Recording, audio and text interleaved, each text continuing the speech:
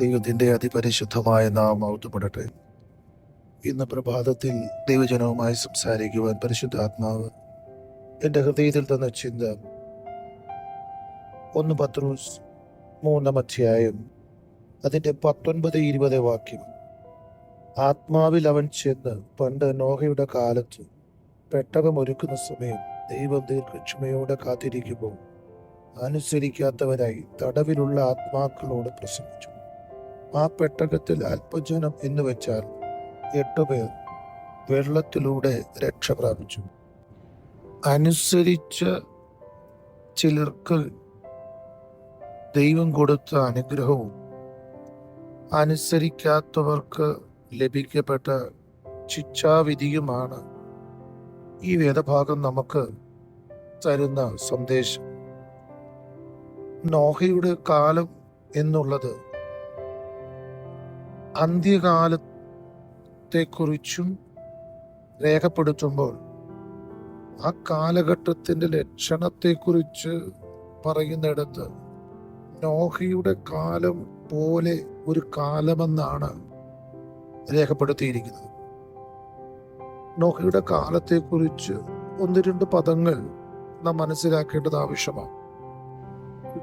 പുസ്തകം 6 അധ്യായം 2 വാക്യത്തിൽ നാം ഇങ്ങനെയാണ് കാണുന്നത്: ഭൂമിയിൽ മനുഷ്യർ പെരുകി തുടങ്ങി, അവർക്ക് പുത്രിമാർ ജനിച്ചപ്പോൾ ദൈവത്തിന്റെ പുത്രന്മാർ മനുഷ്യരുടെ പുത്രിമാരെ സൗന്ദര്യമുള്ളവരെന്ന് കണ്ടിട്ട് തങ്ങൾക്ക് ബോധിച്ച ഏവരെയും ഭാര്യമാരായെടുത്തു.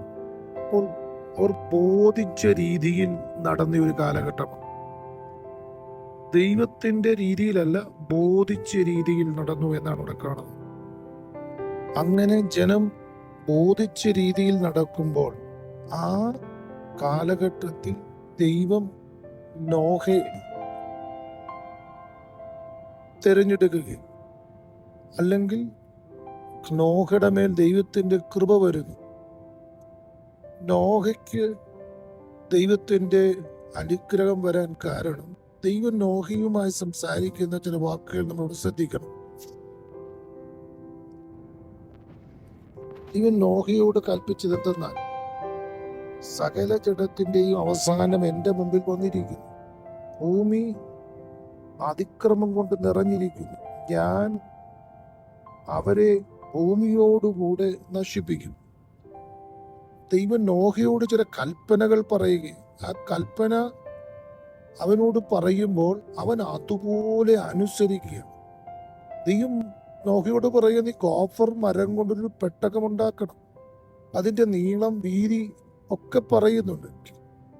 അതിന് അകത്തും പുറത്തും കീഴ്ത്തേക്കണം. ഇതെല്ലാം നോഹ അനുസരിക്കുന്നതായിട്ട് കാണുന്നു. 6 അധ്യായം 22 വാക്യത്തിൽ നമ്മൾ വായിക്കുന്നത്, ദൈവം തന്നോട് കൽപ്പിച്ചതൊക്കെയും നോഹ ചെയ്തു, അങ്ങനെ തന്നെ അവൻ ചെയ്തു. അപ്പോൾ ഒരു കൂട്ടം ജനം ബോധിച്ച രീതിയിൽ നടക്കുമ്പോൾ, ദൈവത്തിന്റെ കൽപ്പനകളോ ഇഷ്ടങ്ങളോ മനസ്സിലാക്കാതെ ദൈവത്തെ കോപിപ്പിച്ചുകൊണ്ട് നടക്കുമ്പോൾ, ഇവിടെ ഇതാ നോഹ ദൈവത്തിന്റെ വാക്ക് കേൾക്കുന്നു, അവന്റെ കൽപ്പനകൾ അനുസരിക്കുന്നു, അവൻ കൽപ്പിച്ചതുപോലെ തന്നെ ചെയ്യുന്നു. വേണമെങ്കിൽ നോഹയ്ക്ക് ഒത്തിരി ചോദ്യങ്ങൾ ചോദിക്കാം. ആ കാലഘട്ടം വരെ മഴയില്ല, പിന്നെ പെട്ടകമുണ്ടാക്കുന്നത് എന്തിനാണ്? കരയ്ക്ക് പെട്ടകം വെച്ച് കഴിഞ്ഞാൽ ആ പെട്ടകത്തിന്റെ അടുക്കലേക്ക് വെള്ളം വരുമോ? എങ്ങനെ എന്തിനാണ് ഈ പെട്ടകം? പക്ഷേ അങ്ങനെ ഒരു ചോദ്യമൊന്നും നോഹ ചോദിച്ചില്ല. നോഹ ദൈവം കൽപ്പിച്ചതുപോലെ തന്നെ ചെയ്തു. Price the Lord. നമ്മുടെ കുറിവാക്യം മറന്നു പോകരുത്. ഹല്ലേലൂയ, സ്തോത്രം. ചിലർ അനുസരണം കെട്ടവരായി ദൈവത്തിന്റെ കൽപ്പനകളെയോ ഇഷ്ടങ്ങളെയോ അനുസരിക്കാതെ നടക്കുമ്പോൾ നോഹയും കുടുംബവും ദൈവത്തെ അനുസരിക്കുന്നു. അതവർക്ക് അനുഗ്രഹമായി. ഭൂമിയിലെ എല്ലാ മനുഷ്യരും ആ വെള്ളത്തിനകത്ത് മുങ്ങി മരിക്കുമ്പോൾ ഇതാ നോഹയും കുടുംബവും ആ വെള്ളത്തിൽ നിന്ന് രക്ഷപ്പെടുന്നതിന്റെ കാരണം ദൈവത്തിന്റെ കൽപ്പനയെ അനുസരിച്ചു എന്നുള്ളത്.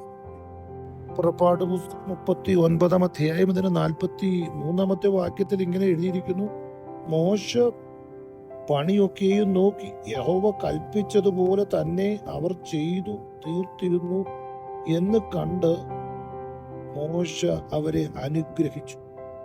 നോക്കണം, സമാഗമന കൂടാരത്തിന്റെ പണിയുടെ കാര്യങ്ങളൊക്കെ യഹോവയായിരിക്കും മോശയോട് പറഞ്ഞു. അതിന്റെ നീളം, അതിന്റെ സിസ്റ്റം എല്ലാം പറഞ്ഞു. അത് മോശ ഇസ്രായേൽ മക്കളെ പറഞ്ഞ് ബോധ്യപ്പെടുത്തി. അതിനുവേണ്ടി അഹല്യാബിനെയും ബസലിയേലിനെയും പ്രത്യേക ജ്ഞാനമുള്ളവരാക്കി ദൈവം കൊടുത്തു. അവരെ പണിയെല്ലാം ഭംഗിയായി ചെയ്തു. അവിടെ നോക്കണം, സ്തോത്രം, ദൈവം കൽപ്പിച്ചതുപോലെ തന്നെ ചെയ്തു. പ്രഭാത ധ്യാന ചിന്ത മറന്നു പോകല്. ദൈവം കൽപ്പിച്ചതുപോലെ തന്നെ അവർ ചെയ്തു. ഇസ്രായേൽ മക്കൾ ദൈവം കൽപ്പിച്ചതിന് ഇടത്തോ വലത്തോ മാറിയില്ല. എങ്ങനെയാണ് അളവ്, അതിന്റെ സിസ്റ്റം എല്ലാം അതുപോലെ ചെയ്തു. ഇവിടെ നമ്മുടെ കാലസ്തോത്രം, ഞാൻ ഈ വാക്യം വായിച്ചത്, സ്തോത്രം, മോശ വന്നിട്ട് നോക്കുകയാണ്, യഹോവ കൽപ്പിച്ചതുപോലെ തന്നെയാണോ ഇസ്രായേൽ മക്കൾ അത് ചെയ്തത്? അങ്ങനെ തന്നെ അവർ ചെയ്തു എന്ന് കണ്ടപ്പോൾ അവൻ അവരെ അനുഗ്രഹിച്ചു. ആവർത്തന പുസ്തകം 12-ാം അധ്യായത്തിന്റെ 13-ാമത്തെ വാക്യത്തിൽ ഇങ്ങനെ എഴുതിയിരിക്കുന്നു, തനിക്ക് ബോധിക്കുന്നിടത്തൊക്കെയും നിന്റെ ഹോമയാഗങ്ങൾ കഴിക്കാതിരിക്കുവാൻ സൂക്ഷിച്ചു. അപ്പോൾ ബോധിച്ചതുപോലെ യാഗം കഴിക്കുവാൻ, ബോധിച്ചതുപോലെ പെട്ടകമുണ്ടാക്കാൻ ഒന്നും കഴിയുകയില്ല. അങ്ങനെ ചെയ്താൽ അതൊരനുഗ്രഹം അല്ല. എന്നാൽ കൽപ്പന പോലെ ചെയ്യുന്നുവെങ്കിൽ അതൊരനുഗ്രഹമാണ് എന്നുള്ളതാണ് ഈ പകൽക്കാലം ചിന്തിക്കുവാൻ ആഗ്രഹിക്കുന്നത്. അപ്പൊ ദൈവം എന്താണ് കൽപ്പിക്കുന്നത് അത് തന്നെ ചെയ്യുക. ഹല്ലേലൂയ. ബോധിച്ചതുപോലെ നടക്കുന്ന നോഹയുടെ കാലത്തെ ജനങ്ങൾ, ബോധിച്ചതുപോലെ യാഗം കഴിക്കുവാൻ ആഗ്രഹിക്കുന്ന ഒരു കൂട്ടം ജനങ്ങൾ, സ്തോത്രം, ന്യായാധിപന്മാർ പുസ്തകം 17-ാം അധ്യായം 6-ാമത്തെ വാക്യത്തിൽ ഓരോരുത്തൻ തനിക്ക് ബോധിച്ചതുപോലെ നടക്കുന്നു എന്ന് കാണുന്നുണ്ട്. അപ്പൊ ഈ കാലഘട്ടങ്ങളിൽ ആളുകളെല്ലാം ആഗ്രഹിക്കുന്നത് ബോധിച്ചതുപോലെ ചെയ്യുക, ബോധിച്ചതുപോലെ ആരാധിക്കുക, ബോധിച്ചതുപോലെ കാര്യങ്ങൾ ചെയ്യുക. പക്ഷെ ദൈവത്തിന്റെ വചനം നമ്മളെ പഠിപ്പിക്കുന്നത് എങ്ങനെയല്ല? ദൈവം എന്താണ് കൽപ്പന പറഞ്ഞിരിക്കുന്നത് അത് തന്നെ നാം ചെയ്യുമ്പോഴാണ് അതിനകത്തെ അനുഗ്രഹം ലഭിക്കുന്നത്. കനാവിലെ കല്യാണ വീട്ടിൽ, സ്തോത്രം, യേശു പറഞ്ഞു ആ കൽപാത്രത്തിൽ വെള്ളം നിറയ്ക്കുവാൻ. അവർക്ക് വേണേ ചോദിക്കുക, ഈ കൽപാത്രത്തിലാണോ വെള്ളം നിറയ്ക്കേണ്ടത്? അല്ല, അത്രയോ നല്ല പാത്രങ്ങളുണ്ട്. ഇത് കാല് കഴുകുവാൻ വേണ്ടി പുറത്തിരിക്കുന്ന പാത്രമല്ലേ? ഇത് മനുഷ്യർക്ക് വെള്ളം കൊണ്ട് കൊടുക്കാൻ പറ്റുമോ? ഇതൊരു ചോദ്യവുമില്ല. വെള്ളം നിറയ്ക്കാൻ പറഞ്ഞു, വെള്ളം നിറച്ചു. കോരിക്കൊണ്ടുപോയി കൊടുക്കാൻ പറഞ്ഞു, വിരുന്നുവാഴി കൊടുക്കാൻ പറഞ്ഞു, കോരിക്കൊണ്ട് വിരുന്നുവാഴിക്ക് കൊടുത്തു.